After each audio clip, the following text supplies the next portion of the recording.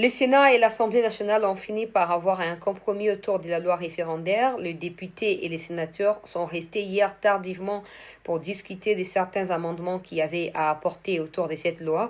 Et voilà, c'est terminé. À la majorité absolue, les deux chambres ont déjà voté pour la loi référendaire. La prochaine étape sera celle de la promulgation après transfert de la dite loi au chef de l'État. Alors, qu'est-ce qui va se passer par la suite? Je sais que beaucoup se posent cette question. Selon nos informations, les constituants seront convoqués. Ces constituants devraient normalement s'élargir jusqu'aux conseillers municipaux. Hein. Je vais simplifier. Bato et bako réfléchir pour na biso constitution ya sika. Ba osala convoqué. Selon mes formations na biso, ba sénateurs, ba députés nationaux, na ba députés provinciaux, plus ba experts en la matière, ba ko sangana, après promulgation ya loi référendaire oyo uti ko lega lobby na parlement, nde ba ko sangana po ba wanda siko ko makambo ya sika. Bon, yenge bene makambo wana article 218 de la constitution ya mboka na biso pe epesi biso alternative mosusu. Ça signifie quoi? Il y a deux sortes ya makambo ya kosala pour changement et salama ya constitution, to révision et salama to kokisama. Premier aspect nango ezali référendum. Ça signifie quoi? Population a kende voter par oui ou par non, nouvelle version ya constitution et selon résultat oyo kobima nde mokonzi ya mboka akozwa décision lokola to a promulguer to a annuler makambo etali constitution na ya sika. Wana aspect ya liboso kaka na kati ya article 218 ya constitution actuelle. Deuxième aspect zali parlementaire bango moko. Assemblée nationale na Sénat, bango mbale bakoki ko décider de qui d'autres peuvent prendre part na kati ya ba discussion pour na suka nango ba misaka constitution ya sika o bango ba kende ko voter par oui ou par non et après vote na parlement président ko yeba na ko décider to ko promulguer to ko annuler. Donc eza deux catégories wana. Ce qu'on a ba information autozui. Basi bato baosala makambo yango na parlement badéputé bango bazoko pencher mingi côté ya référendum, sauf que référendum ekocoûte cher mbongo ebele parce que carte d'électeur toza nango esi njulu qu'il faut tosala carte d'électeur ya sika, donc il faut encore enregistrement ya bato to pe identification ya bato. Pendant ce temps bandeko pe baza na kati ya zone occupée bakoka koparticiper na yango te. Donc seul moyen pour bandeko baza na zone occupée participer si ces changements interviennent avant la récupération du Kivu na mobimba na yango ekozalaka peut-être moyen oyo eza facile ekozalaka badéputé se réunir na oyo babengi congrès pour décider na sort ya changement to ya révision ya constitution. Maintenant, je ne sais pas si au niveau, il y a des experts qui seront associés à cette question. Ils vont débattre là-dessus et ils vont se trouver un compromis. Entre-temps, Steve Mbeka a apprécié ma proposition de procéder à pays quand il s'agit de changement et de constitution. Recourir toujours au peuple, c'est la meilleure initiative. Mais en cas de certaines contraintes, recourir au peuple peut ne pas avoir lieu. Mais les processus et à changement doit être amorcé et donc à travers les parlementaires qui se trouvent être des représentants légitimes du peuple congolais, tout simplement. Donc, bakofinga, bakoganga, bato bakendo sa sit-in, il y a de fortes chances que basa même pas associé.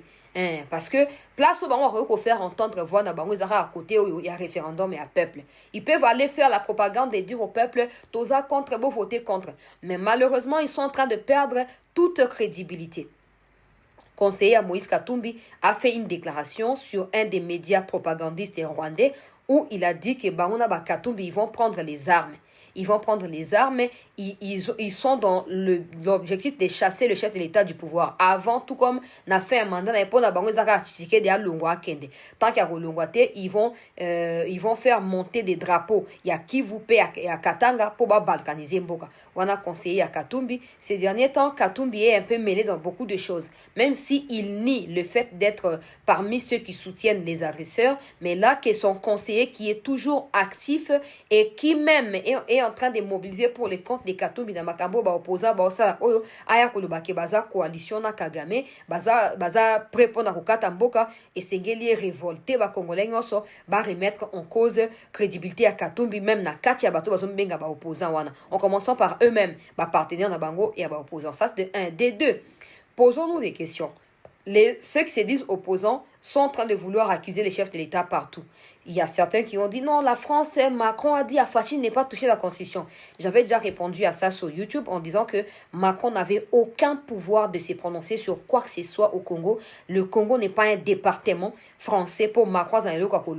Ce matin, ou plutôt hier soir, l'ambassade de France au Congo a démenti cette information.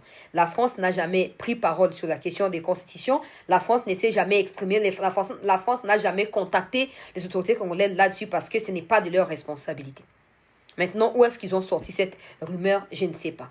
Mais il faut noter une chose. Des gens auprès de qui ceux qui se disent opposants sont en train d'aller pour accuser les présidents, sont des gens qui eux-mêmes ne respectent pas la constitution de leur propre pays, sont des gens qui ont passé 40 ans au pouvoir et donc qui n'ont pas de leçons de démocratie à faire à qui que ce soit. Vous êtes très mal barrés. Posez-vous la question, Kagame malgré 30 ans n'a Bokonzi, Museveni 35 ans, aucun de 40 ans. Pourquoi la Belgique et la France, Obno Bolinga ba soutenir Bino, ne se sont jamais mobilisés pour Bengana Baron à pouvoir? Pourquoi? Alors qu'il n'y a même pas d'opposants là-bas. Bah, signe épais, ça démocratie et Zali. Na Rwanda, on ne peut pas voir ça. Na Ouganda, on ne peut pas voir ça. Mais c'est des gens auprès de qui ceux qui se disent opposants vont pour aller chercher du soutien. Si ce qui s'est passé avec Laurent Désiré ne vous a pas appris une leçon, ben c'est votre problème. Aujourd'hui, nous, peuple, nous-mêmes, nous sommes en mesure de vous condamner. Nous sommes en mesure de vous condamner. Selon le même loi que vous prétendez défendre. Et c'est honteux.